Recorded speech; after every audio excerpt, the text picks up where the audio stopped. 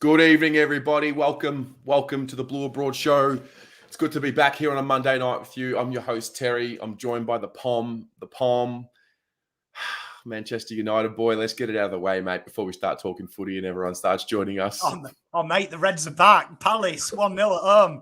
Nothing says like you're back like a 1-0 win. Nah, it was good. Right? It was good to see.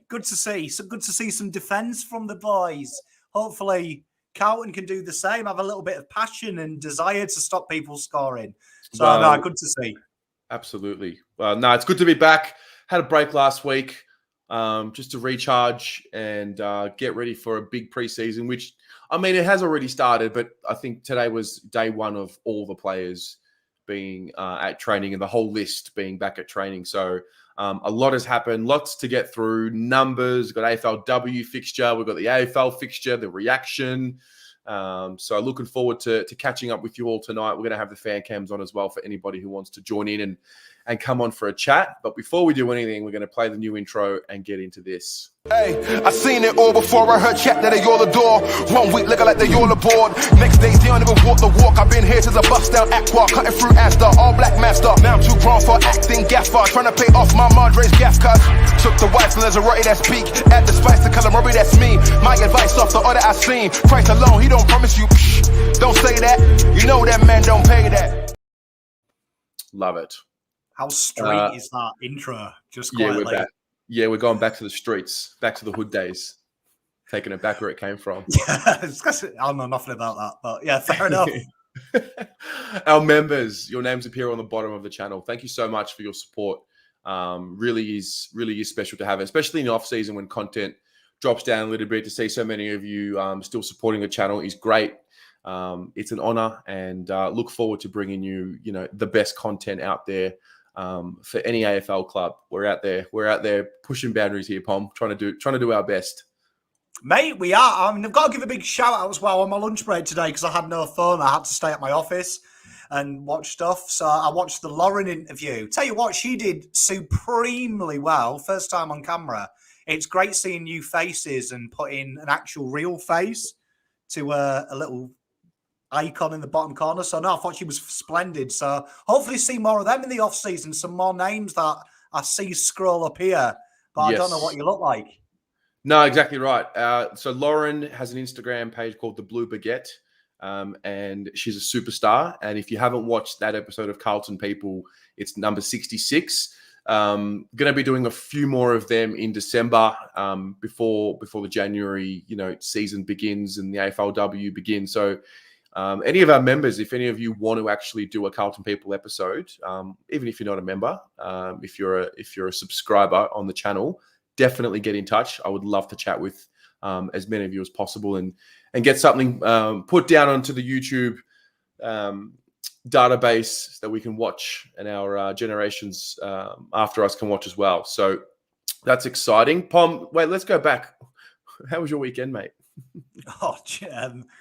Yeah, it was a bit rough. Let's just say that Pom doesn't drink very much. And when he does, I told my wife I'd be back by midnight, ended up staying at a mate's place and rolled in about 12:30 in the afternoon. Had a phone, shattered the phone, so I am now phoneless.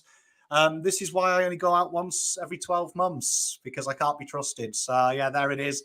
My night of debauchery has cost me about $500 of a phone. So, wife's happy, though, because she got me out of the house for 24 hours. So, I mean, that's good. Love it. No, that's good. Yeah. I mean, it was weird not to hear from you for 48 hours, but lo and behold, you're alive and well. Oh, when I'm allowed off the hook, I get like sorority white girl wasted. So you too many espresso martinis, mate.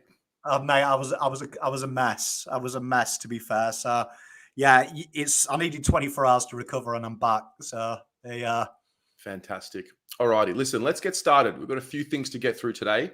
We didn't do a show last week, so I want to take it back a week and just do a quick draft recap and talk a bit about how we feel about what happened. Obviously, we draft a Motlop, which was obviously, Pom, you and I spoke about him in one of the previews that we did, and he was one of the players that it was kind of like, there's no way he's available. But if he is, we jump at the opportunity. So tell us a bit about what you thought about our draft. Mate, I loved it because, I mean, I still to this day can't see how Freo didn't take him. I know Freo have commented on that now and said that they were hoping he'd slide a bit and they may have a sniff if he slid past. Obviously, they got their primary targets. But, I mean, great get for us because, I mean, we talked in our draft previews that we do lack creative X factor. Eddie gave us that for 2 years but that was the end of his career. Now we've got a guy similar, more like a Tipper Woody in the terms of that he's heavily pressure-based as well. So he's not just the icing on the cake. He's also the sponge in the middle. And he's an exciting talent. And he's taken the number 3 as well. So, I mean, he's now your favourite player, isn't he? Straight off the bat.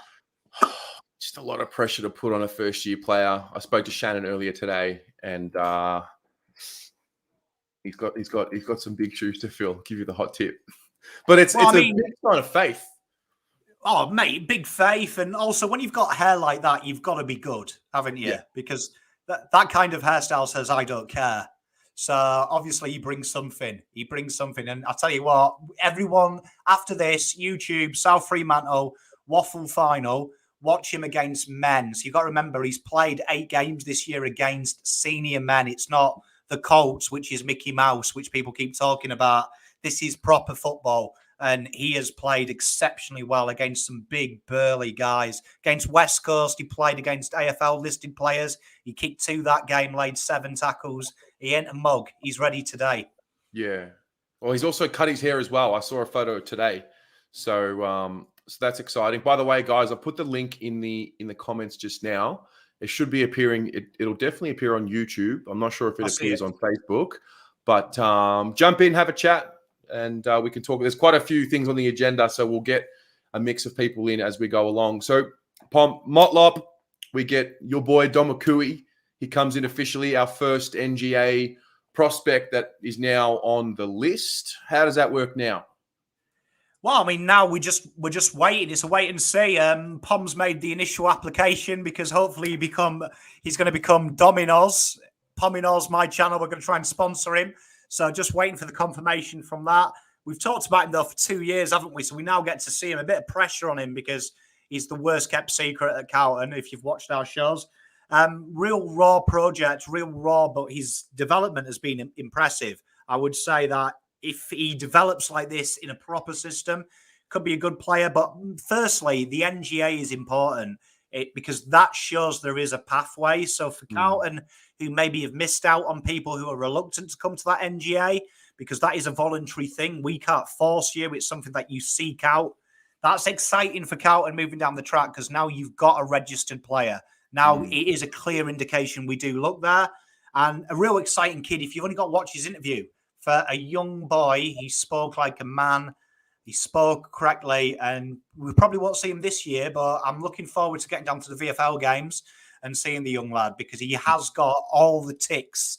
The only crosses are things that people can teach, but the hard things he's got ticks on. Yeah. I mean, some of the raw athletic things that I've seen him do in the highlights, it's exciting. And then when you look at the fact that he's going to be learning off someone like a Jacob Wiedering now, who's really, he's one of the ultimate professionals. I was listening to Clayton Oliver today on the Dylan Friends podcast, the audio. I haven't watched the video, but I was listening to the audio, and Dill was talking about the draft, and he was saying if you could redo the draft, how would it go? You're not including yourself, and he said, Wiedering is still clearly the best. He's, so he's still got that aura, and for young Dom to come in now, even a Lewis Young type.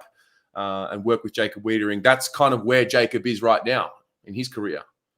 Oh, spot on. I mean, you've got to look at it this way. I think the most exciting acquisition for Carlton is Lewis Young because the top teams in the history of the game have usually had pillars down the back and pillars at the top that have stayed together and grown old gracefully together. Carlton have that down the back, both of them similar ages. There's a decade-long partnership there. So I know that the big thing about Jones and Wiedering was the rapport and the camaraderie that they blatantly had on and off the park. Lewis Young now slots into that age-wise as well. So something exciting for Carlton moving forward. Absolutely. The next thing I want to talk about, I might get one of our guests in while we do it, was we chatted with the president. So I haven't really recapped it with us.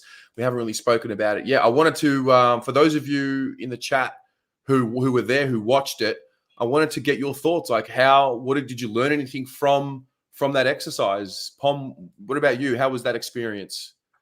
It was surreal, wasn't it? Because, for someone like me who might have said some distasteful things about the team at times, to be honoured with the presence of someone that is a decision maker at the club was great. I mean, I thought I threw him. I thought he started to wobble, didn't he? He was shaky at first, but no, he nailed it. Real nice guy as well, got to say, in capable hands.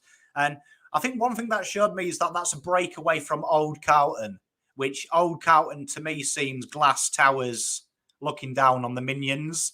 That felt like that was the door opening to 2021, where it is our club and they are going to listen to the common man and common woman, because that's what's important.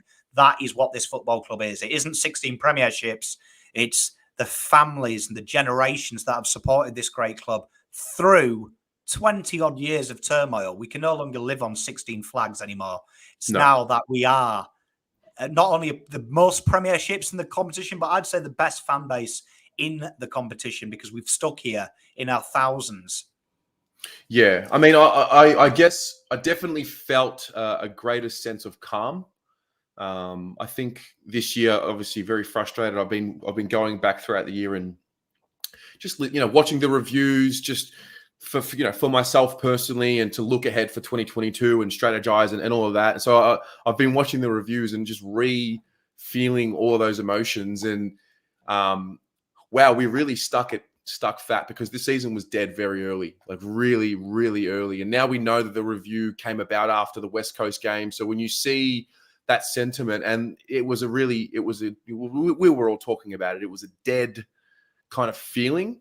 And then obviously when the review was announced, the external review, I was a little bit, not apprehensive, but it was a little bit, I wasn't sure if it was a cop-out or what was actually going on. In hindsight, it's exactly what we needed to do. He spoke about, and this was on his interview with the Prendercast boys, he spoke about how, there was an inkling that something was wrong, but rather than act on instinct, he wanted to make sure that the data was all there, which really, that's what great organizations do, as much as we don't want to hear it, because we want instant results, we want instant fixes, we want changes. I definitely felt a learning on what happens on the inside, and a reality. And there's this other reality as well. I kind of want to bring it up. I feel like there is a little bit more time needed, which is, it's a hard word and a hard concept for us to grasp. But they're not putting out a plan and saying we're winning a flag in 5 years. They're basically saying we're earning that plan. We're not going to tell you what we're going to do. We're going to show you what we're going to do, which I'm a really big fan of hearing that. Well, you look at North Melbourne. North Melbourne have got their plan, and it's 6 monthly to the members, clear as custard. This is what we're going to do. This is what wins look like. This is what list profile looks like. You got to remember, old Carlton believe the club no matter what, and then they've gone through a transition. 20 years is a long time. It's a generation. And people used to accept that. In the 80s, the 90s, that was acceptable. Carlton says, Carlton does. We've not done that. So Carlton, when they did this rebuild, did the most amazing thing. 5 years, we'll be back. There was no plan. So there was nothing to hold them to account to, because they've never been held to account. I like this now, that there is more accountability, because it has to work both ways. And I think the biggest thing of this interview, you're too modest to say it, but you, all the people here, that's a win for everyone in this chat, because 2 and a bit years ago, Terry was naked in a swimming pool. I mean, trying to con you guys that it was al fresco when it had been planned, camera angle and everything. And for 2 and a bit years to actually have the president here accountable, answering questions from real people, is a credit to you, Terry, and a credit to everyone that's liked, shared, commented. That's a win for the people. So well done, Taz. Thank you, mate. No, I agree with, and that's kind of the reason why this is more of a platform for people to come on, as opposed to with one voice. Because one voice, you can say something that sounds really nice however many times, but there's a power in having a collective voice. So I think the fact that everyone's bought into what happens here and everyone contributes, that's what makes it, what it is. Mate, it's spot on. And forums like this now are so big. The club has always needed something to be accountable to. Carlton is arrogant, but it's a collective arrogance we need. And before, it's been the club's been arrogant and we've been hopeful. Now they have someone to hold a gun at them. Hold a gun at them. That's what they're going to need. The only way they're going to get through this is by being honest, being righteous. And when there is a problem, no longer do we mask it up with re-signings. We actually hold our hands up and say, look, we fucked up. But we're on. I think the other thing as well, like the when you look at media and the evolution of it and fan channels, like I don't care for a story. I don't care for trying to get information to build a story. Like mainstream media, they need a story. They need an angle. They need a what. We only care about winning and making sure that we're on the right path. The only time, really, let's be honest, the only time we're going to be, angry, like really, really angry is when we have a year like 2021, and fucking rightly so. But yeah, the only time I'm angry is round 2. Like, you do that to me, like, honestly. I mean, when something's wrong, we can see it, and we want to make sure that we can identify it. Otherwise, we're on board, and I think there's a responsibility that now comes back onto us because of an interview like that. And because of a willingness for our board essentially, and the head of our board to say, okay, we're listening, we care, we hear what you wanted, we made the changes. So I do think, like you said, it goes both ways, and that responsibility comes back onto us now. Yeah, you got to remember, I've been saying it since I came on this great channel. We are the culture, not them. We set the levels of acceptability. Good sports clubs, the fans underline what that club is, not the club. They underline it. They deliver it. So that is exciting to see the fans being so active as well, so active on social media. I'm starting to see comments that are intelligent comments, not this person's a shit cunt or things like that. Actual real comments of things you guys care about, not investments and things like that. Like, when's this going to get better? How's this been fixed? And that's what we should care about. The rest is just all smoke and mirrors. Yeah, for sure. Let's get a few people on. We'll break it up a little bit. We've got young Kira ready to go. Hey guys, how are we? There she is. Great. I mean, I heard you had a bit of a rough weekend like your Uncle Pom. No, I was fine. I'm losing my voice though, but I met so many Blue Abroad people. It was actually really, really cool. So this was, are you still at schoolies? What's your situation? No. Okay. I'm home now. I'm in my own room now, but I got home on Saturday. Just a quick question. You said you've lost your voice and that's not alcohol related. You can't come on here and lie to me. No, it was literally because I was screaming the words to the lyrics so loudly. Okay, I believe you. You should, Pommy. No, I just wanted to get your thoughts on the fact that the season openers on a Wednesday night. I'm glad you brought this up because I've noticed there was a bit of frustration. People felt like we maybe had lost something. I don't know. I guess it depends on how you look at it. For me, my main thing was it's a home game. It's a Richmond home game. We're still going to get 85,000 people there. And it's a home game for us. So there's going to be more Carlton supporters there. And I couldn't care less who's watching us, if it's prime time or not, if I'm honest. Like, it's still a great slot. Just because we're not opening the season, I don't feel like we've lost anything personally. Pommy? I mean, the way I look at it, I personally, my belief is the season opener should have the champions in it. I really do. All the other sports in the world open up with the champions. So that I've got no issue who they play. Wednesday night is a bit of a Mickey Mouse night, though. I've never liked Thursday night, though. I think Friday night should be the season opener anyway. But that being said, I'm with Terry. I'm about winning. And do we deserve prime time if I take my Carlton head off? The facts are, if I was a neutral, Carlton football has been the most boringest. Like, it's like a weekend with my mother-in-law, our games. Nothing's productive, and it's just really depressing to watch. So would I watch it if I wasn't a Carlton fan? Probably not. Do we deserve prime time? Probably not. Now, I hope the boys are like, you know what? You disregard us. We're not important. We're going to show you. want And that. we're going to have Wednesday night next year because we win the bloody flag. And the AFL have got a problem. How can we have a rematch when Carlton always play Richmond? That's what I hope motivates the boys. Yeah, no, I agree 100%. I think, well said. I don't, obviously the initial sting was like, they've taken it off us, but I don't think we deserve it. And hopefully it puts a fire in their belly to make them work harder to get it. But I do agree with the Wednesday night. I don't know how I feel about it being a Wednesday night. I mean, I don't go to school anymore, but when I did go to school, like Wednesday night's just a bit, but Yeah. The fixtures are weird though. I would have thought they would have gone Wednesday.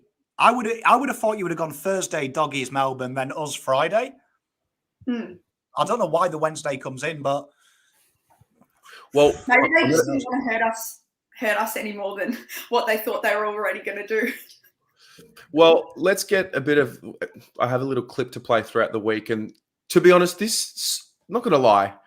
Like, I don't really care that we're not like the season opener. I'm happy that we have a home game, but this kind of sparked me up a little bit, this clip I'm about to play. Let's take a listen. Moving Richmond Carlton to Wednesday. Oh, no, not Richmond Carlton. Or Carlton. Melbourne Western Bulldogs grand final rematch to start the season on Wednesday night. Thank the Lord. So there's weighing those. I don't get the anger over the Richmond Carlton thing. What have Carlton done to deserve the season opener? Oh, beg your pardon. What? Just give me one. 16 premierships. Any lately? Most successful team in the history of the competition. Since I've been alive? Just Chris Judd. That sort of excitement levels can be. Because he'll play well in round one next year. 80,000 people, huge Jesse TV Motlop. audience every year. It's fine. Jesse works. Motlop will go absolutely Comical. Yeah, but cocoa everyone's bananas. desperate for footy. But And then at It's been half time, everyone's like, oh, this again. no, but see, I think that's. Richmond, give him a touch. Can I say Go that's a Tigers. myth? That's a myth. That is a myth. Thank you, Richmond Julian. end up winning, but they're normally competitive games. No, they're not. You're They just are. desperate to see footy. 2 years ago, Carlton kicked the first 6. And what happened? All the Tigers ground us the next down. 14. Now, Josh Jenkins. Now, first of all, Jamie, listen here, mate. I know you're new to this media gig, but first of all, who the fuck is that guy? Who the fuck is that? listen here. I know it's your first day at work, happy times. You played AFL, so you naturally get a golden key into a full-time job in the industry, but you leave the criticism of the Carlton Football Club to the Carlton fans. Thank you very much. We've got this. We don't need you to talk about something you don't know about. So thank you, but try again, young man. And that's all I'll say on that. Imagine spending 2 years at Geelong and just playing 2 games as well, just quietly, with no competition. Solid bunts. You know what? It's Josh Jenkins' fault that we're back up and running and the channel's going ahead. Because he pissed me off. Who is Josh Jenkins? Who is Josh Jenkins? Come on. A guy that bags Carlton on the radio. Come on. Couldn't believe it. But again, we deserve it because we've done it to ourselves. It's just one of those things we'll put in the disrespect bank and we'll bring it up next year when we beat Richmond round 1. It's a good moneymaker by the AFL because you could play us Sunday 3:30 in Nepal and there's going to be 85, 90k there. So, I mean, for the AFL, I understand why they're moving us in a way because they know this is prime time. And Melbourne Dogs is probably good for Wednesday because I live in the western suburbs now where the Dogs live. And everyone in the western suburbs is a tradie, evidently. So they can knock off whenever they want. And Melbourne people own mansions, so they don't work. They just live off Bitcoin. So people will be there for that game. Yeah. I mean, they had their grand final rematch at the MCG the other day. And I saw the turnout. Can I just say, when Carlton win a grand final, and if we had some sort of a function at the MCG watching the grand final replay and we've won it, I guarantee you we sold that thing out. We don't have 25,000 there. Nah, the G would be packed. Yeah. People would be sitting on the ground and in the stands. It'd be great. Let's hope it happens. Let's hope. Kira, great to hear from you. We'll you're on a great holiday break right now. It's that post year 12 holiday. So enjoy that. It's been a big year for you and all the other year 12s that are in the audience, and we'll definitely chat soon. Thank you. Bye, guys. I'll see you next See week. ya. See you, Kira.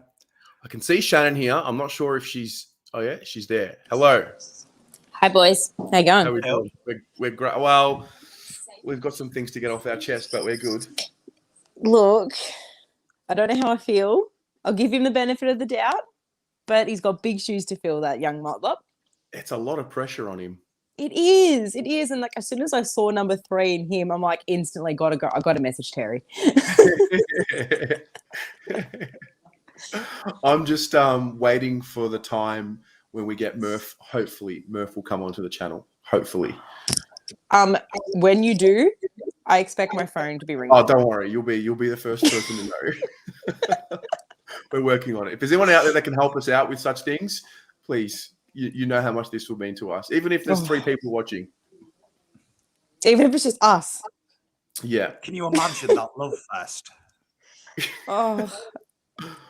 Be soppy dear. times for sure. If we have him on there, I demand someone in the comments who have called him soft to come on and ask him the question. Like, bring it. Mano a mano. Mano a mano. When he's on, you've got to slate him if you've done it. You can't change your mind. Someone in the comments has got to come in, slate him. Slate him. See if you do They it, won't. just for my own benefit.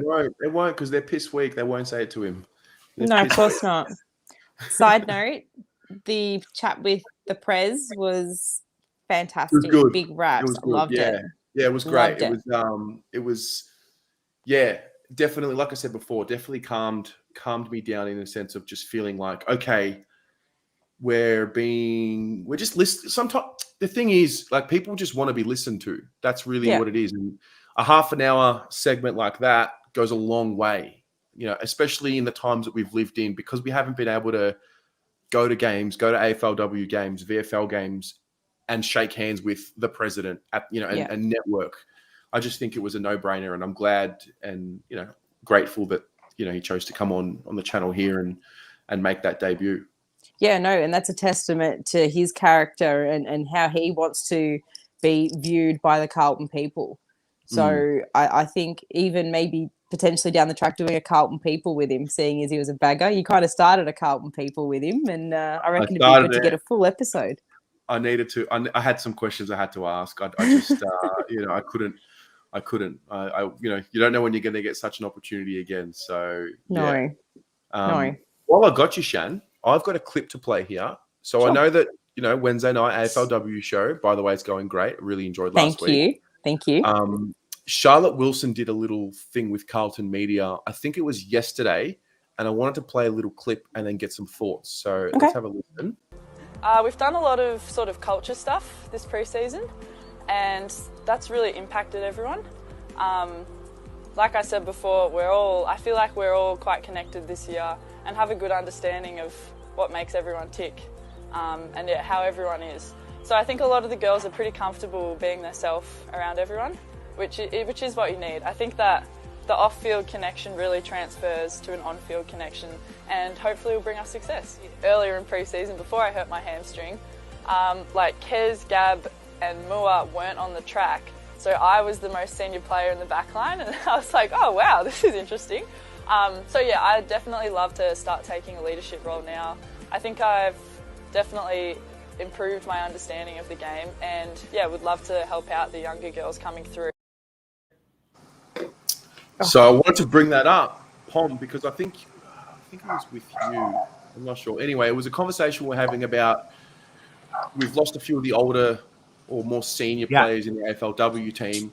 Who is going to be the next wave of leaders? And it's kind of like, there she is. Like, she's right there. That's one of the next leaders of the group, Yeah, and I think I agree wholeheartedly, and I think we're going to be chatting about her in the next couple of weeks. So it's good to see that there's girls that are willing to take that step, and we've spoken about leadership the last few weeks and where it's going to come from and who's going to support Kez in that role. I can definitely see Shah stepping up to the plate, 100%.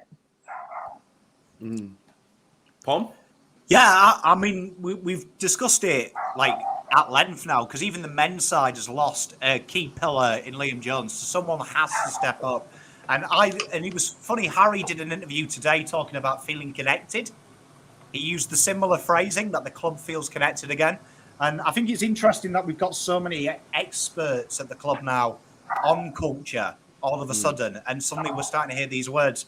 Because when you work as part of a team, whether it's at work or not, you need dickheads. I say this at work all the time.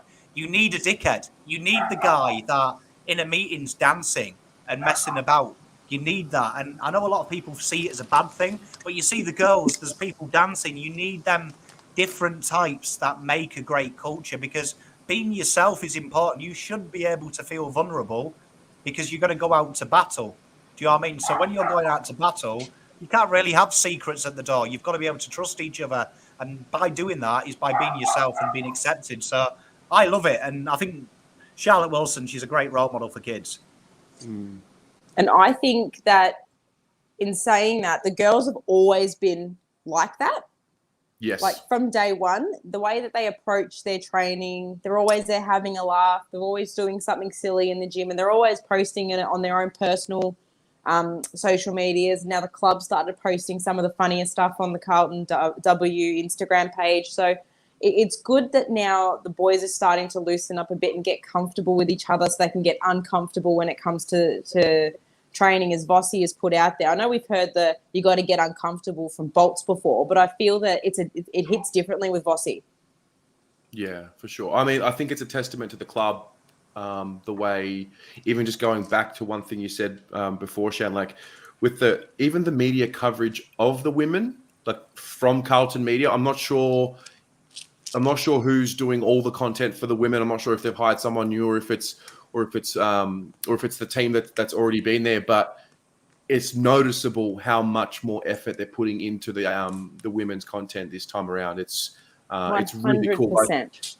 You know, I've got a little thing here. Where is it? I loved this. This was the fixture. I'm just going to put it over our faces. I love that. It's just so creative. Yeah, like it's just so cool the way they've done it, and I really have enjoyed. And I'm interested more than ever to watch the videos that they're putting out for the women because of the way they're presenting it. So, yeah, while we're here, what do you think about the fixture? Look, I don't want to give too much away from Wednesday night's show. Okay, fair enough. But a little sneak peek from me is that I'm a little bit disappointed that we don't play a certain few teams. And certain other clubs have had a lot better draw, but I'll touch on that more on Wednesday night. Love your work. We look forward to it, Shan. We look forward to it. We'll chat to you on Wednesday. Definitely. Enjoy the rest of your night, boys. Love you, Shan. See ya. Hey. Here we go. You know, when she said that, we've heard the old phrase from Bolts and Teague. Yeah. I would imagine it would have been quite uncomfortable being coached by David Teague, considering the guy hasn't got a Scooby. Can you imagine how uncomfortable it must have been going out and having no idea what you're doing? Maybe that's what you meant, literal sense. Well, we watched them, mate. We watched them not know what to do. Ari, what's happening? Nothing much, boys. How we doing? We are good. We're happy to be back. That's for sure. Yes, I'm happy to watch. Happy to join.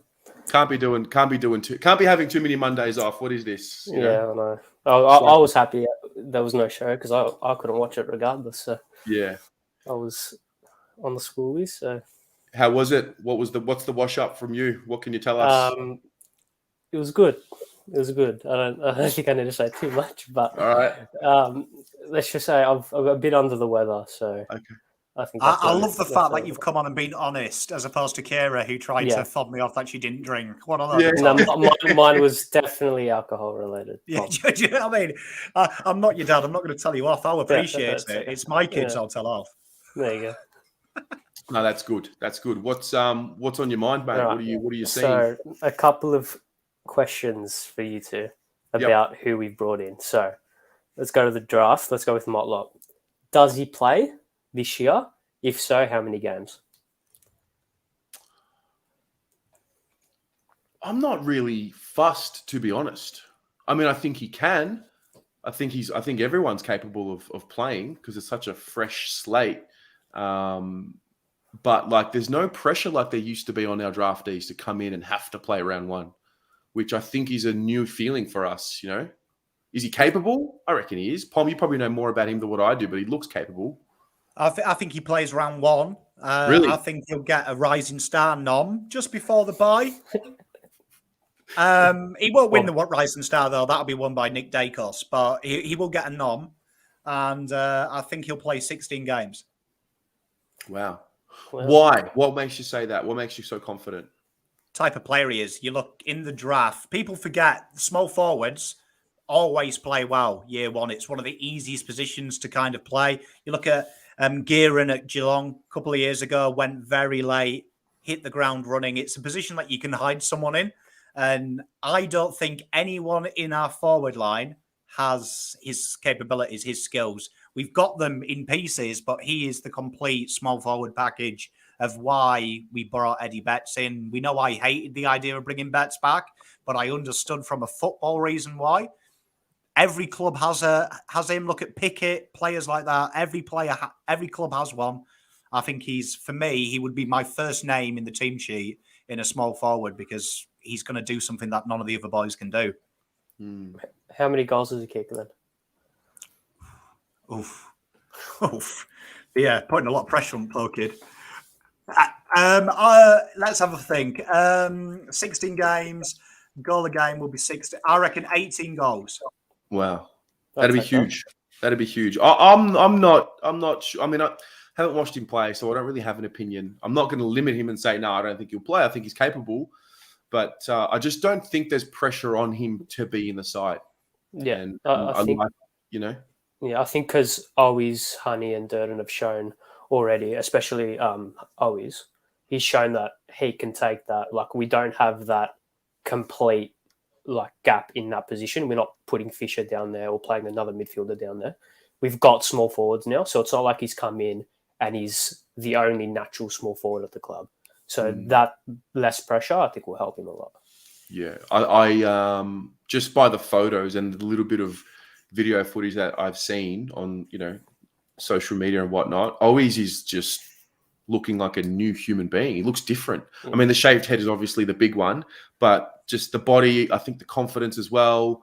I think he's a name that we haven't been speaking about too much just yet, but he's definitely a name because he's an ultimate pro. He's experienced professional habits outside of Australia. I think it clicked for him quite, in many ways in 2021. And I think he'll be the first cab off the rank in that small forward list for us at the moment. That's where I would have him right now. And depending on what happens in preseason and scrimmages and scratch matches and whatnot, but I'm pretty big on what Always can do next year. Yeah. Taking it back to the trade period, Chera and Hewitt, where in the BNF do they both finish? Early prediction. Definitely both in the top 10. I reckon Chera will finish 5th, and I reckon Hewitt will finish 7th for some reason. I don't know why. I have Hewitt 7. I think Chera will be 3rd. I think he'll run it close. I've got a feeling back end of the year, Chera is just going to fly. Just got a feeling. I think it might be a slow start, but I reckon round 6-7, I think he'll just get it, and I reckon it'll be something very exciting. So how does our midfield look with Chera? So is it obviously Walsh is the number one. Does it go Walsh, Cripps, Chera, or does it go Walsh, Cripps, Williams, Chera? Does Dow get in that conversation? Does Hewitt push that? Who are the three that start the crucial centre bounces towards let's say round 23? Yeah. You've got finals on the line. Who starts the most crucial centre bounce? Presuming everyone's fit. It depends if we're probably going to want to be an offensive team. So I would say Walsh, Cripps, Chera, unless you want to have that defensive-minded guy there to play a role, then it's Walsh. I would say Walsh, Cripps, and Hewitt. I don't know. I don't know if Zach Williams is going to play in the midfield. And the reason why I say it is because of Doc. He'll have to really fill that Doc void for us now. But that's what I would guess at the moment. I mean, it could change. You don't know. Maybe Dow bursts onto the scene and having someone like a Chera there really helps him explode. It's not proven yet, our midfield, I don't think, but it definitely looks a lot better than what it has in this last couple of years. I've got a feeling it'll be Walsh, Cripps, Hewitt, and I think Chera is going to be the ace up the sleeve. I think you look at the top midfields, it's always one guy that you can't stop. You look at Melbourne, Brayshaw pops up out of nowhere in some games, and then they've got Langdon pops up out of somewhere in other games because their midfield is so hard to stop.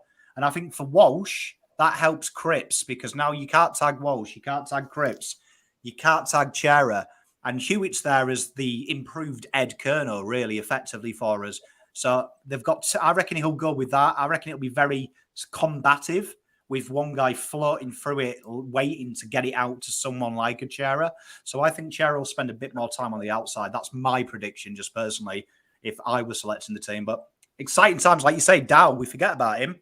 Dow, if he can come on, I mean, imagine stopping that midfield if Dow hits them 2018 late highlights. It's going to be tough. So Chera's played a bit more. Chera has played on the wing, right? He played there a little bit for Freo. Halfback, mid. He's the pure hybrid. He's done the Carlton apprenticeship. Well, I think top teams, they massively rotate, don't they? You look at GWS, they're experts of it. They've got 7 guys that rotate through the midfield. And that was the argument we had with Carlton last year. We had the least average rotations on the park in a game, right? And then you looked at Melbourne, it was like 8.2. Carlton was 5.8. It was the same guys every centre bounce, every contest, where top teams can rotate that. And that helps. That helps get rhythm, helps take teams out of rhythm, gives people rest, spurts, hides if you've got no wingers like us. So I think you're going to see that quite a bit this year. Yeah. What about you, Ari? What do you think? I think we've got options now, which I don't think we had in the past, which led to the least rotations in the midfield. I think as well we've got not only options, but we've got experienced options as well. So I think Ed Kerno will play a big part in the midfield that people won't realise because he, as much as he doesn't really use the ball well, he's very good at just getting it and getting it out. And I think in games where like the other team's got the momentum, I reckon we could potentially maybe even him and Hewitt in the same centre bounce. That could be too defensive, but to just like make sure that they don't get it from the centre, we lock it in, we get back and we able to steady the flow type of thing. I think he will be a big part, especially maybe early on. Early on when our midfield still hasn't quite clicked, there's still some system issues there, but I think he'll be very important because there's continuity with him and he knows what he needs to do and he can do it well. So I think that's a great call as well because Ed, the last couple of years, has been used out of essential. Where this year we can use him like Matt DeBoer for GWS as well. When we need someone as a pure tagger, we've now got Hewitt who can use the ball and get the ball out, but Kerno can be a pure tagger. We don't have to worry about his impact on the ball as well, which I really like that as well because I sometimes feel like Ed, it's kind of help Cripps, let someone go off the chain or tag and then hope someone else can help Cripps.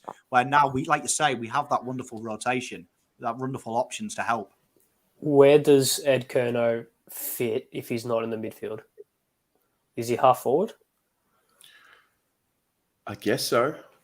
I mean, is that not a problem that we're trying not to like? Is that something we've been saying we shouldn't be doing? Because he's very, because we don't need him in the midfield anymore. Like we don't absolutely need him. He's a good option to have. Does playing him for potential, does playing him in the side for having him in the midfield for only a very short amount of time during the game, does that potentially hinder the rest of the squad? If we play him as a half forward and just like Honey, for example, doesn't play, does that actually just hinder the squad more? Well, it just depends on the output, right? Depends what he's doing. Yeah. Depends on form. It depends on how he's playing and what he's giving us. I feel like it'll just come down to, let's say it is a half forward role. I feel like at the end of the day, it'll just come down to, the benefit and the cost and the benefit of having him there. Like if whatever he's doing as a half forward, for example, is less than what we would be getting with Honey and opportunities for future, then by all means we weigh it up. But I just think it depends. I mean, when it comes to you want to win a game of footy, you want to trust your Warriors. I reckon he's going to impress in the preseason and be a total professional and do everything that a coach wants to see from a player. But at the end of the day, like, we don't know,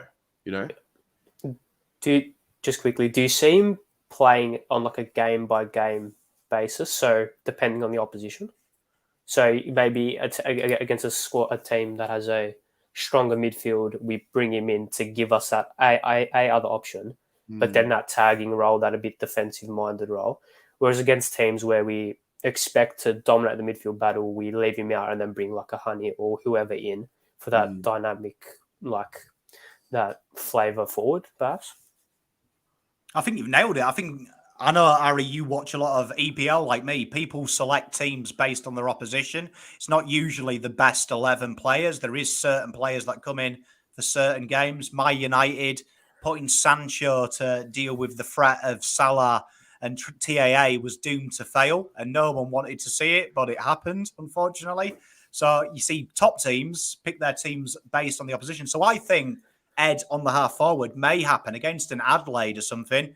Carlton may say, well, sometimes Laird comes off the half-back flank. Maybe he's going to be in there in that pressure position. Then when he comes into the midfield, Kerno's there. And we know Kerno's had good success versus Laird in the last couple of years. He likes playing him. But then maybe when we're going against the Doggies, they might go with the Hewitt chair and say the best way to beat the Doggies is fight fire with fire and look to extract the ball. And they look to do the same. So I think that is what a good team should be doing, where before we've only had 16 players and 2 that just come in so we can make 18, and then we've just thrown 4 on the bench. We've now got bona fide 26 players who could play AFL football, which is exciting if you're Voss.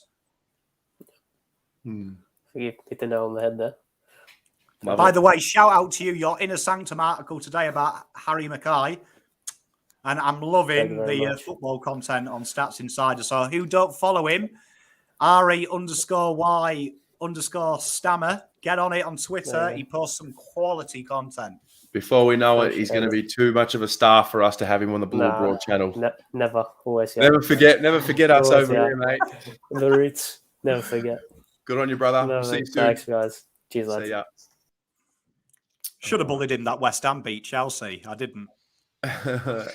Adam, Mr. Arizona, what's happening? How's it going, boys? Good to have you, mate. It's been a while. Got the Americans in the house. It's been a while. Got to keep the appearances up. Mate, we're happy to have you. What's going on in your world? Just waiting on a call for a job, and we'll see. Just right now, but I'm hanging out. Can't sleep. Saw the notification on my phone. Thought I'd jump on. Love it. Love to hear it, just mate. passed your truck's license as well. You live in the American dream, aren't you? I'm hoping so. I love it. Good on you. What's on your mind? What are you watching from abroad? What are you seeing of Carlton? Well, I'm hearing good things. But what are your guys' expectations for this upcoming season? Just as the club in general, do you see us as a finals team? Do you see us being middle of the pack?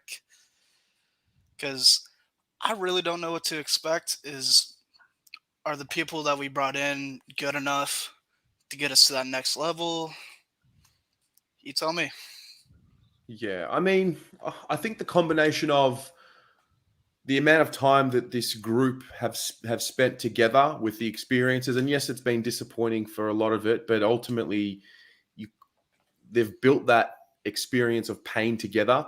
I think that coupled with their development, you'd hope they're going to be getting better because they're still quite young. They're in that first third or first half of their career, you'd think, combined with, the new coaching group, new philosophy, fresh start, new structures in place, and just a general clean slate. All of that, combined with the actual talent that we have. Right. Of course, I feel like I expect finals. I do expect it because I expect it because they're capable. But I feel like the coaches are just telling us what we want to hear, and I know you got to give it time, right? But I feel like we could easily just go down the same road again and again and again. But hopefully, it's different. The difference. Yeah, go Pom. Sorry, I'm of the school. It doesn't take time. So I'm of the like me personally. I think that's a very Australianism that I see in this sport. That everyone thinks time fixes stuff. Where I come from the EPL, where it's like if you're not good in the next game, you're sacked. And that's how I like to live my life. I think that's how it should be. I think you can see it, and I think sometimes we cloud it. So I think Ari would be a great person to talk about this. Look at Tuchel, Chelsea. Lampard had a young team, but he was never a top 4 coach. You could tell he was never going to get them the big things. Tuchel came in, big bang belt, 2 games. The Tuchel way, it's quick, and it's easy to do. Voss, we will know by round 3 if this guy is coaching us to a flag or not. I'll tell you round 3. I'll tell you if he's going to do it, right? And we'll know. But I think when I hear him, he's talking to me more matter of fact, not like Teague, where I could tell when Teague talked, he hadn't got a Scooby-Doo. He was just making it up and like, oh my God, I've got a job. This is amazing. I've blagged my way into it. And it was like no one noticed. It was like no one noticed because he was the former hero. Voss, he's not going to get that benefit from the Carlton fans because everyone hates Brisbane. So I think he's going to have it a lot harder. So we'll know very quickly with him. But I do get the impression the people he's brought in around him say to me he knows where the issue is, development. Right. They're all development specialists. That says to me he knows what's wrong with these boys. They've never got better. And also powerful brand. I think that's what we need to play. And the C word. My favourite my second favourite C word in Australia. My first one we can't say on here. Consistency. He's been using that a lot. And that is something that Carlton are so confusing. They are like my wife, right? When we've got guests round, brilliant. When the guest leaves, she tears me a new arsehole. So that's how Carlton are when they play. 1 minute brilliant, sometimes bad. Never a 6 out of 10 though. It's 10 out of 10 or it's Collingwood. So I think he's earmarked it. It's now up to them. Like Terry says, they're good enough. If they don't play, we know it's not the coach. It's these idiots on the list. Okay. Well, like I said, I'm in the school of wait and see. Wait and see. I am very, I mean, I don't know. Hopefully this doesn't backfire on me, but what else can I say that'll backfire on me that hasn't already? But exactly. Adam, I'm very, very confident we're going to be better in 2022 than what we were 2021. I hope so, man. I'm not waking up at 2 a.m. to watch this be shit all week or all year. Yes, you are. Yes, you are. Mate, I'm doing it with Man United. I love it. There's nothing better than losing every week. It's brilliant. That's shit. I'm a Spurs fan. Try me. Adam, I can tell how we're going to win. Look, I guarantee we play finals if this gentleman plays 20 games and all of them are finals. We might win the thing. Look, little Charlie. I'm excited for him. I hope he stays healthy because he looked really good when he came back. He looked really good. And what do you think the forward line is going to look like? Because I feel like you got Harry, you got Charlie, you got Honey, you got Motlop now.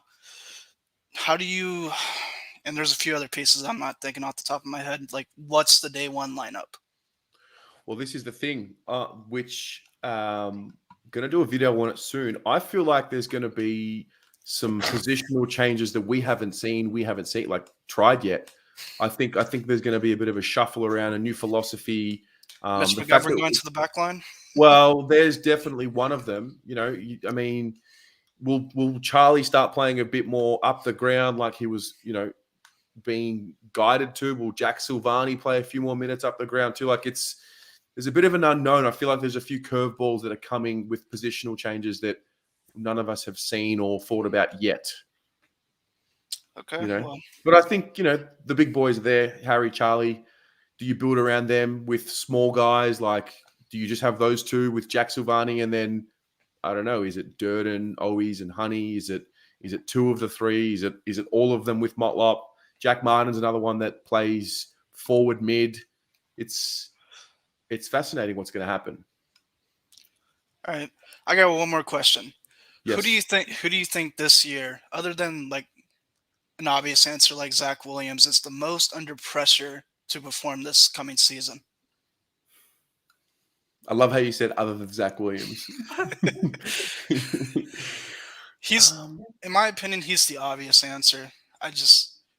It was kind of an underwhelming year when with how he performed and his production. I felt like he was soft at times, but I'm hoping to see better. But other than him, what are your opinions? I look at it like on two ends of the scale because I think there's a few players on the list who are in that 4th to 5th year haven't really solidified themselves just yet. So there's a bit of pressure of No, I wouldn't say Zach Fisher. Zach Fisher's been injured for 2 straight years, and anyone who is writing off Zach Fisher, make yourselves known right now because you're about to. He loves Zach Fisher. He's not. You're about to be made. You're about to look like fools because Zach Fisher is fine, but I'm talking about the Lockie O'Briens, the Tom Williamsons, like younger guys who haven't quite locked themselves in. So there's that end of the scale, and then there's the guys at the top end, the highly paid guys, the McGoverns, the Williams, and it's like they've got expectation because of the pressure of who they are. I think they're on either end. And I think ultimately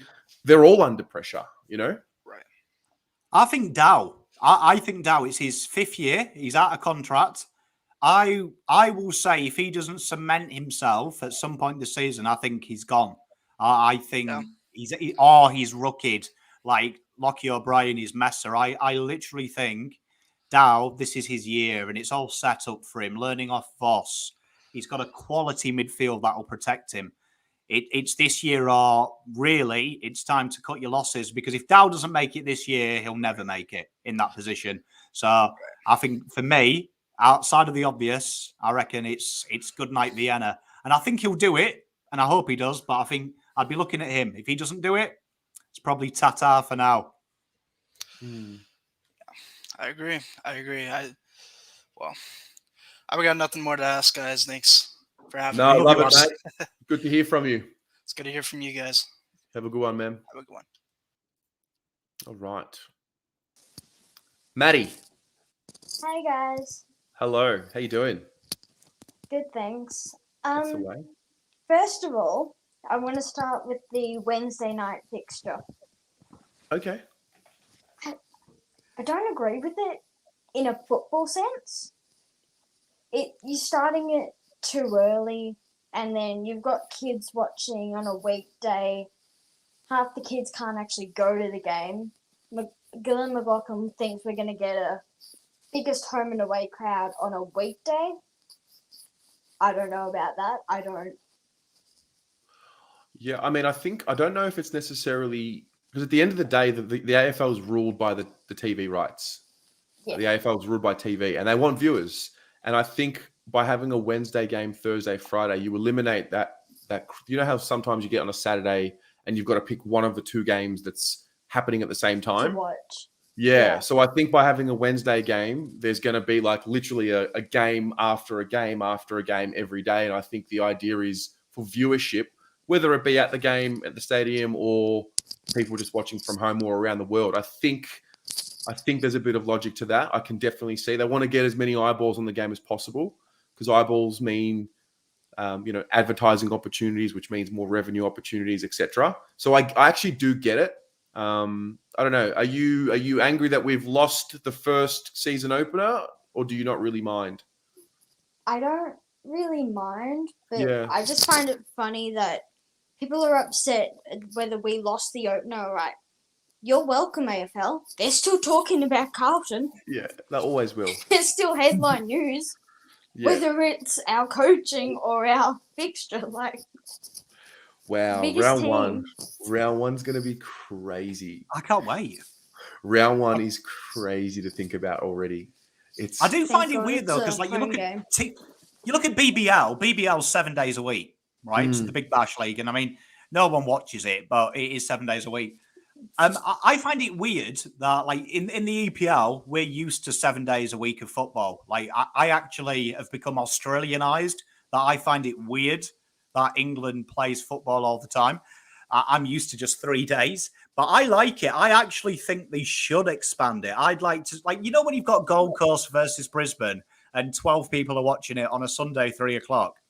And like Terry says, you have that option. Do I watch this first half and then switch over for the West Coast versus Fremantle at 4? Why isn't that Wednesday? Why isn't that Wednesday evening? You might get people late a game, finish work 7:45 in Queensland actually go and see it. Because I actually think as a parent in the afternoon, that's the worst, because I'm trying to find something to do with my kids to get them to bed so my weekend can begin. So I like Wednesday. I like Wednesday for some fixtures. Hopefully it continues, because I agree with Terry. I think if I was a TV revenue, I'd want individual games, individual time slots, nothing overlapping, because we can do that in this league. They only play once a week. We can't do that in EPL because they play 38 games in a condensed season. So I don't mind it. I do think it's weird, though. In my opinion, Friday should be the season opener. I don't like Thursday either. I think Friday, prime time, start the weekend with a bang. Everyone plays their rivals. It's a big thing. Get excited, and then we go to normality. Yeah, it's the opening on a Wednesday. It's just, I don't know. Yeah. Even Thursday's a bit funny sometimes. Yeah. But I wanted to ask Pommy, we have one spot on the list left. Who takes it? Does someone take it? Oh, gosh. I mean, it's going to be tough. It's going to be tough to say. I mean, at the moment, they've got what? They've got Josh Cripps. He's joined. I know that because his brother's quite famous. Everyone will get excited about that. Yeah. They've got Tyrese Lure as well, who's, in my opinion, a lock for it because he plays defence. He's a big-bodied midfielder. He has slotted across the wing. Will Carlton do it? I don't know if they're going to invite anyone else. I would like to see them invite a few more. I personally wanted to see a shootout of 6 people and really put that on, guarantee them all VFL contracts and say, look, one of you will be selected, like they did with Xavier Mayer. There's been a lot of good midfielders miss out that we were looking for a wingman. If it's picking now, I think Tyrese by a mile, because Josh Cripps, I've seen the kid play. He's 3 or 4 years away. The position that we've got him for, we don't need it. He's not a ruckman. He's a ruckman like Levi Casbolt is. I think it's a slow burn project. And I think list makeup wise, if they are looking at a ruck option, you have an older ruckman because our ruck profile is baby, mid-age. We need an older one. So it's him. I hope we invite more, though. I'd love to see some more get invited. If that's it, though, and it's between them two, I think Tyrese wins it for his versatility, in my opinion, and Josh gets the VFL contract. What about you and Terry? Yeah. I have no idea. I have no idea. Yeah. That's what I was asking. Yeah. I honestly have no idea. I like to see the photo of Josh Cripps today. I thought that was a really nice touch. Brings the family element to it, but I don't want them to make a decision based on sentiment and, pick Josh Cripps when the other kid is going to bring us something better. Let's make sure we bring whoever's going to be selected is literally the best option, not the nicest option, if that makes sense, But again, I haven't seen either of them play, so I really don't know. That's the truth. So anyway, Maddie, great to have you on as always. Thanks. We'll just chat to you soon. You should. All right. Got a couple more. Let's get the Carlton rap. Nathan. Hey, boys. How are we? Hey, mate. Look at you, mate. Training top on, ready to go, mate. Round one. Mate, You you know how many times? I wear this about 3 or 4 times. They are as rare as rocking horse poo as well. How did you get that? Yeah. I missed out the first time. I couldn't get it, and then I kept constantly emailing the club. I was like, "When are you restocking this? When are you restocking this?" And basically, I just knew when it was going to get restocked straight away and got my hands on it. And it's like one of the best stops. Like I think it's the exact one they might get on the game day. So it's pretty good. Looks like it. Yeah, it's very nice. Yeah. Mate, what's happening? What's happening in your world? I mean, just relaxing, just getting away from school, but also just starting up all of the podcasts, the write-ups. If you heard Ari before, you may see him on a podcast on Wednesday, but you didn't hear it from me. Oh, wow. It was a very good chat. Ari is a very, very talented young sports aspiring journalist, so it is a great chat if you want to hear that. It comes out Wednesday at 7:00. The main thing I want to talk about, I talked about this with you, Terry, last week, and I talked about it again with Ari, it's the captaincy. I sort of talked about it today. I thought, looking ahead, like just looking at this past year gone by, when you look at Cripps, I think Doherty shouldn't really worry about him at this stage. But with Cripps, he's gone through that captaincy in probably one of the worst periods in the club's history. And I think about it from this perspective, with the club doing this whole sort of management repositioning, everything sort of transferring, I reckon it wouldn't be the worst idea to move Cripps on from that captaincy position and start new, like most of what they're doing. But I just want to know what your thoughts are. I personally want to see Cripps get the chance. I want to see him get a chance in a system. I want to get him see a chance where the midfield is the midfield he deserves. And I think, just my personal, I've been critical of his captaincy.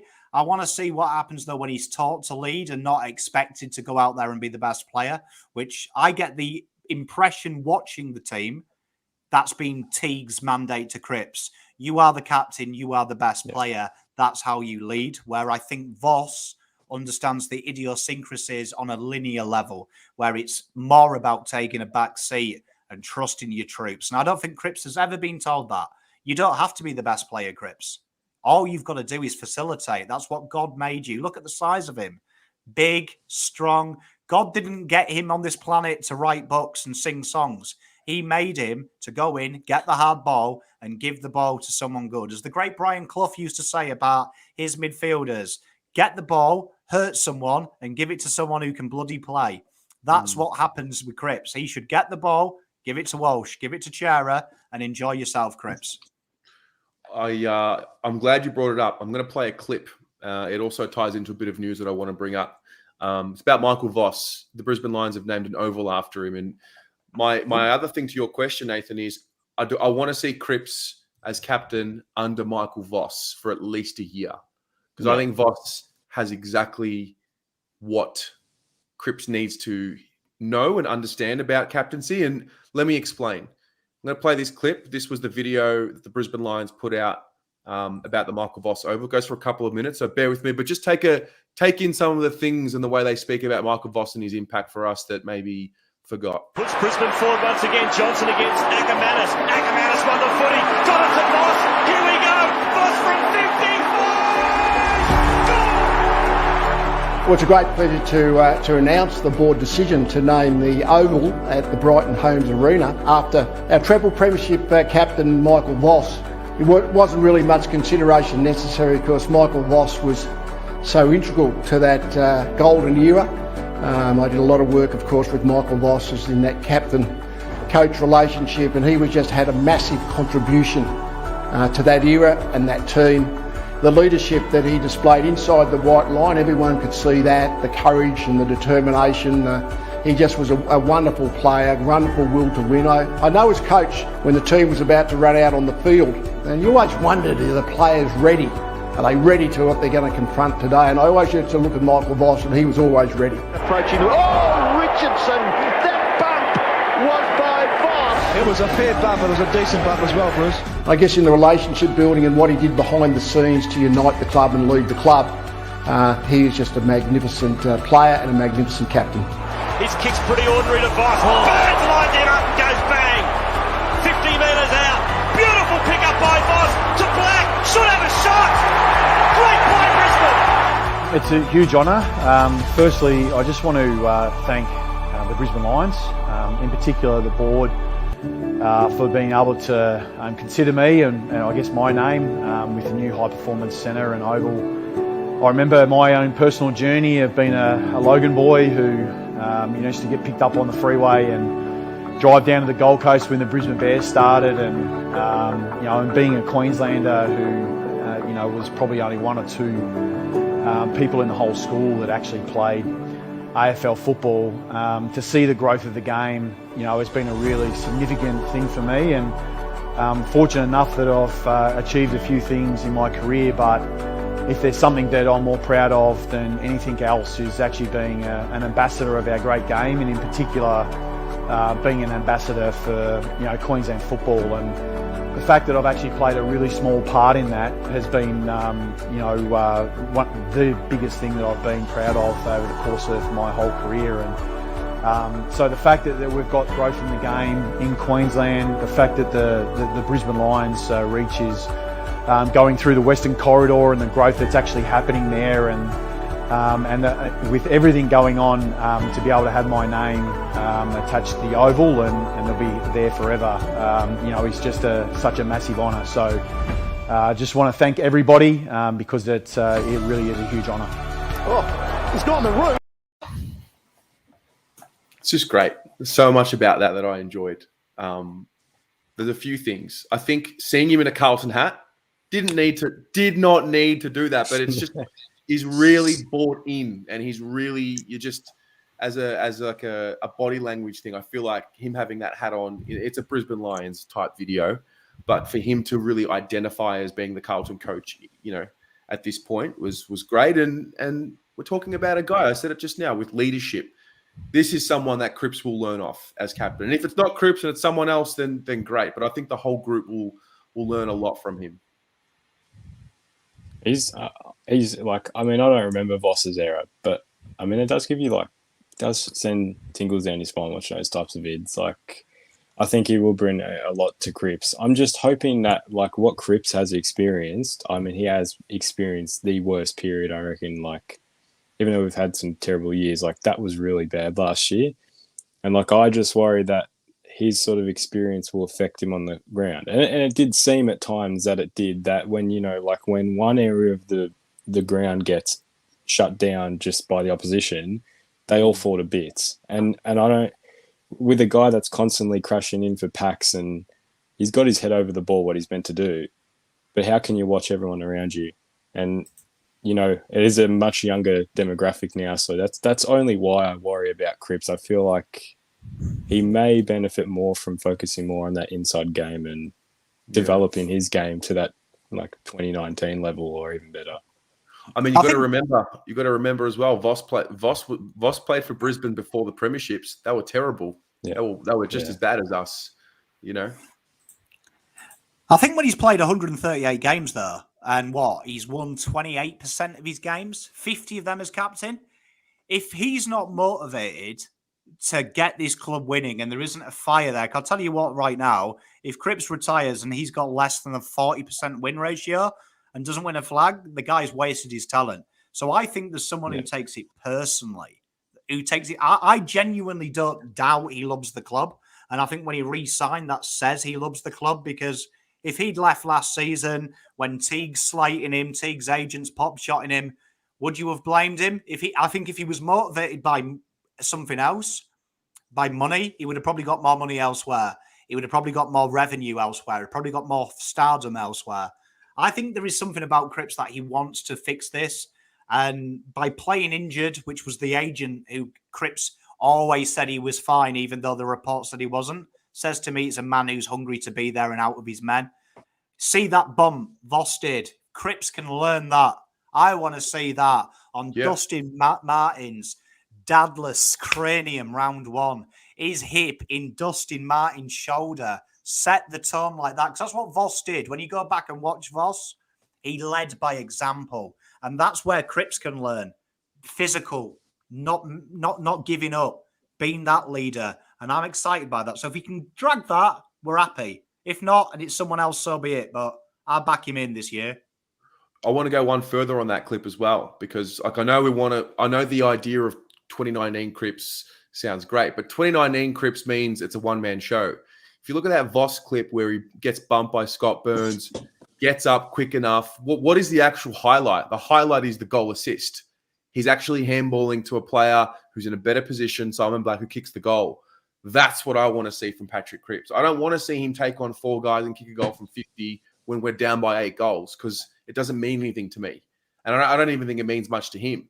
So I think we're on the precipice of peak Cripps. 2022 is peak Cripps, but not one man show Cripps. I think his leadership, he's going to figure it out.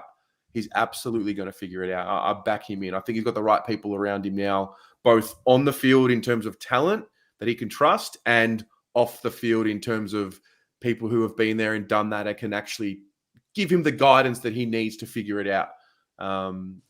He's our man. We can't forget that. If you had to have someone to, assuming, let's just say Doc doesn't play a lot next year, if you had to have someone to co-captain him, who would you put in?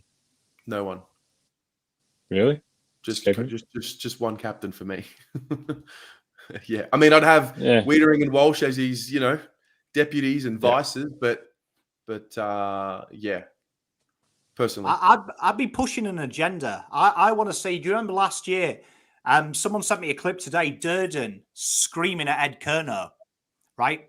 Screaming at him for a poor pass. I want to see that at Carlton Football Club. I want to see what Terry has at Arsenal. Ramsdale, young goalkeeper, berating his defence when they're 2-0 up in the 90th minute because they didn't make the tackle. I want to see a team of leaders. So Cripps is the head leader, but I want to see the rest of these boys say, you know what?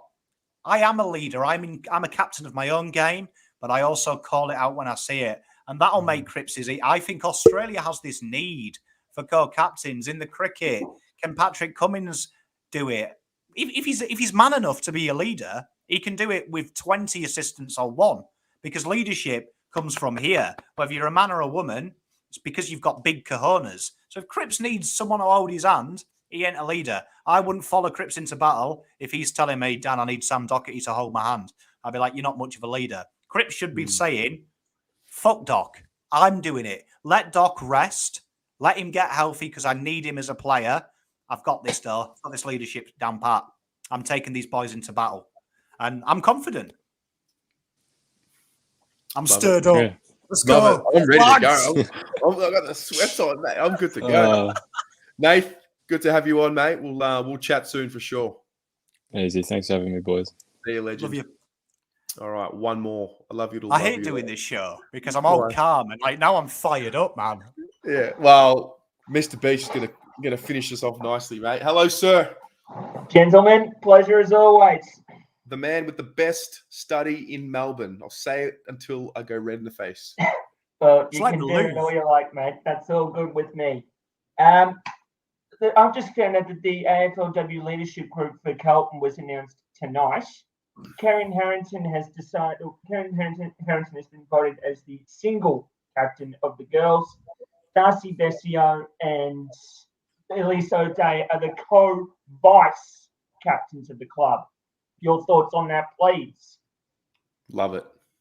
Love it. Yeah. Kez is a star. I love the way she goes about it. She's just, all class. Can't say a bad, just the way she carries herself as a, she just represents the club in the way that a fan or anyone that's at the club wants their people to represent it. I just think she does such a good job. I think she's had a great, experience with Katie Loynes there beside her for a couple of years, and I think the timing was just perfect. And we're very blessed to have Kez, because I think she'll be there, leading for a while. She's still quite young as a leader, I think, as well, but I think she's just hitting that sweet spot. And I've got nothing but admiration for her and the way she goes about it. Yeah, I'm with you, mate. With you. 100% there. Can I ask a question? Yeah, Matt. And this is a POM, not understanding right. Melbourne last year, they just had Gorn, right, and Viney as a captain and a vice captain, right? Now they won the flag. Now in the UK, we have a captain, and then there's maybe two guys that are called vice captain just in case the captain dies or gets injured because we play 38 games. What is the obsession with having loads of people? Like what the girls have done to me is perfect amount. Have two vices. So if Kez can't play every game, you've got a bit of leadership, because I believe if you're not full-time captain, you got to need it. And just that, I would love to see the men just go Cripps captain, vice captain, Walsh and Doc, and Walsh and Wiedering. Well done, boys. That's it. The rest of you, because it reminds me, when Luke Sayers said we had too many micro committees and Cookie said it, that's what it says to me, right? We've got the captains, but then we've got the leadership group, and then there's just you scrubs who run around and do what we say. I think it should be captain, vice captain, right? Instead of a leadership group and you think something's wrong, do this. Patrick, when we train, I think it's shit, mate. Everyone speak up. I don't get why. Do they get paid more, or do they get to sit at a different table? I hear the argument as well. Oh, they've got to do media. They've got to do what we're doing now. This isn't hard. Like, if you're a player, honestly, AFL, if you're a man in the men's game or a woman in the women's game and you're getting your head caved in for money, but cameras worry you and you need help, there's something wrong with you. Like, just have 3. It should be a limit. Max 3. Max 3. I think because there's 22 on a given day and 44 on a list, I think that might have something to do with why we have like a leadership groups per se. But I like the innovative thinking of captain, a couple of vice captains, and then the floor is everyone's. You know, the floor is yours. Everyone else is basically in the leadership group. Like, Melbourne have won a flag with 2 captains. Just 2. A captain and a... Like, that says... like, the way I think they've won it, that might be the thing. Like, I've just checked it now. GWS have, like, 22 people in a leadership group. What about the poor 4 guys who aren't in it? Like, because that's what it says to me. Like, look at Carlton's leadership group, right? It's just banter, is it not? Like... You tell me Doc and Cripps between them can't lead them group, because I'll tell you what, Cripps should walk in and every one of them players clean his boots for him because he's carried them for 5 years. If they don't respect him and they need Doc to be like, oh, I'm a little bit older, well, there's something wrong. Like, just Cripps and Wheater in and Walsh, three captains, 1 head, 2 vice, the rest of you, come and talk to us if you're upset about something. We win games of football.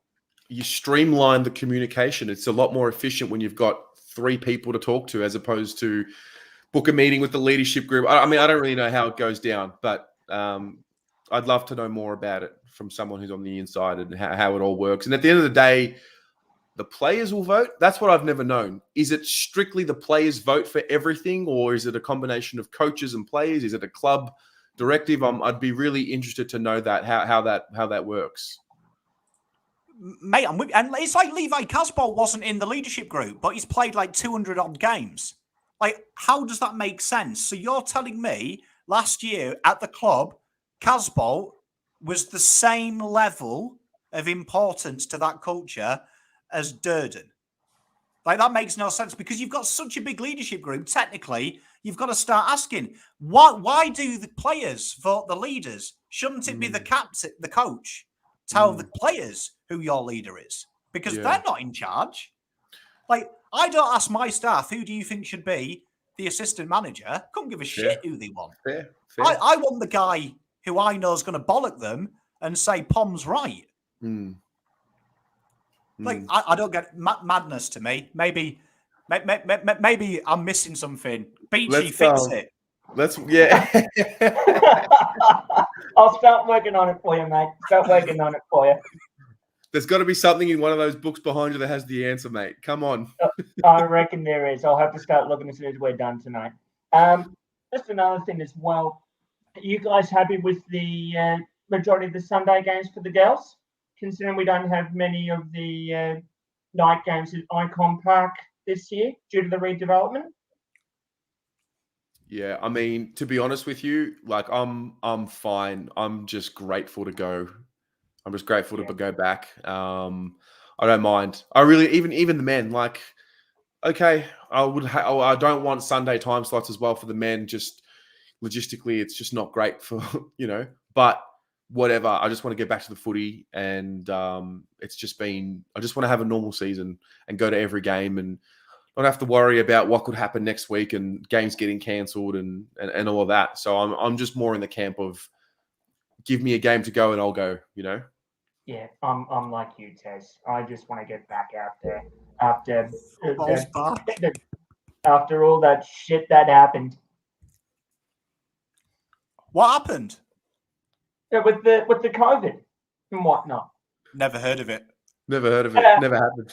Why'd you say that? Why'd you say that? Don't mention it. I swear it comes back when you mention it, because after me and Terry talked about COVID, Omnicom was created. So it's only a matter before we get Omnipom, and it's my fault. Yeah, let's put it this way. It's like, don't mention the war, lads. Don't mention the war. 100%. Oh, dear. Good on you, Beachy. Good to chat with you, mate. Cheers, boys. See ya. Great point, though. Why do we have... Honestly, that is... I can't believe I wasted my time with Luke Sayers to ask, why are half of the group leaders? Well, maybe we can... maybe we'll get Vossy on the channel. Maybe we can get I'll Vossy ask to come him. and have Just a give me chat. 2 We'll ask leaders, him. mate. Yeah. I want to play one more clip. And go through and just confirm as we heard today, we saw today, the new numbers were released today. We had a video out on the channel last week. We just spoke about Motlop getting the 3. Adam Chera got the 5. Our boy Corey Durden got the number 19. George Hewitt takes the 29 that he used to wear. Lewis Young, the 33. And Dom McCooey, Casbolt's infamous 41. So I'm going to play a little clip here, the last clip of the night. It was a little thing that Durden mentioned about Eddie Betts and the influence that Betts has had on young Corey. So let's have a listen. You grew up idolising Eddie and watching him play and snap goals from the pockets to then being his teammate. And, you know, I suppose for him to really get around me, he's been so good this year. And when I was out there, he was just offering so much help and support and really got around me. So it's quite special to me and something I'll never forget. Gotta love that. Gotta love that. The Dirds. Tell you, he's got the big boy number now, hasn't he? Big boy number, the brand CD19. I love it. You can see it. When we win the flag, this will be like, look out for it. This will be like a trivia question. Like, what number did Corey Durden wear when he first came to the footy club? So Mate, it's I can see it, bro. I can see it. And some good numbers there as well. Do you know what I mean? Like, we've got Chera with the 5. I like that. I do like Motlop with 3. I think that's ballsy. It's ballsy. It is. The other thing with this as well, like, is it like a bad omen having it in the studio because it was like 19 straight goals kicked on that Guernsey? Like, I don't know. Do we just want to move past? I don't know. I personally wouldn't have it in my house. Like, when you told me that, I would have just burnt it. Legit. I would have sent him a video and said, thank you very much for it. I love you to pieces, but I'm burning this because it's juju. It's cursed. Oh, dear. Anyway, that'll do it. Ladies and gents, good to be back. We'll be back next week. Also, I spoke to Rocco. The Jumper Punch are recording their last episode of 2021, a Christmas special, and it will be out next week. So look out for that. Pom, you were on the Almost Blues Brothers podcast. That'll be out soon, I think. I was going to say, it keeps getting put. I don't know what I said, but editing on that show evidently is huge. And I promise I didn't say anything bad. All right. Well, we'll see what happens when it comes out. So look out for that, guys. Plenty more content coming out this week and next week as well. And we'll go from there. Have a great week and go the Mighty Blues.